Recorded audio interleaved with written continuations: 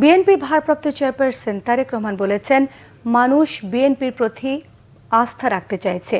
যে এই আস্থা নষ্ট করবে তাকে প্রশ্রয় দেওয়া হবে না। কোনো নেতা বা কর্মীর কারণে আস্থা নষ্ট হলে তার দায়িত্ব নেবে না দল। মুখে যা বলা হচ্ছে তা কাজে বাস্তবায়ন করা হবে বলেও জানিয়েছেন তারেক রহমান। সাতক্ষীরায় ৩১ দফার কর্মশালায় ভার্চুয়াল বক্তব্যে বিএনপির ভারপ্রাপ্ত চেয়ারম্যান এসব কথা বলেন। মানুষ আমাদের উপর আস্থা রাখতে চাইছে, আমাদের উপরে অর্থাৎ বাংলাদেশ জাতীয়তাবাদের উপরে। মানুষ অর্থাৎ দলমত নির্বিশেষে সাধারণ মানুষ যারা ভোটার এই দেশের, তারা বিএনপির উপরে আস্থা রাখতে চাইছে।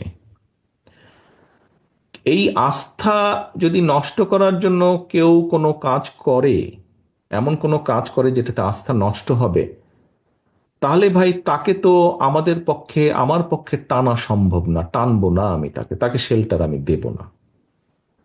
এখানে দলকে স্বার্থপর হতেই হবে।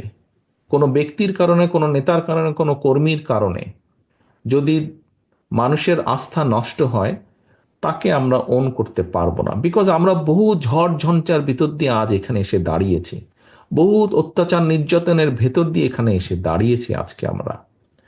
কাজেই আমাদের পক্ষে আর সম্ভব না যে কেউ নিজের বিষয়, নিজের স্বার্থ নিয়ে এমন কিছু করবে যেটা দলের স্বার্থকে আঘাত করবে, ক্ষতিগ্রস্ত করবে।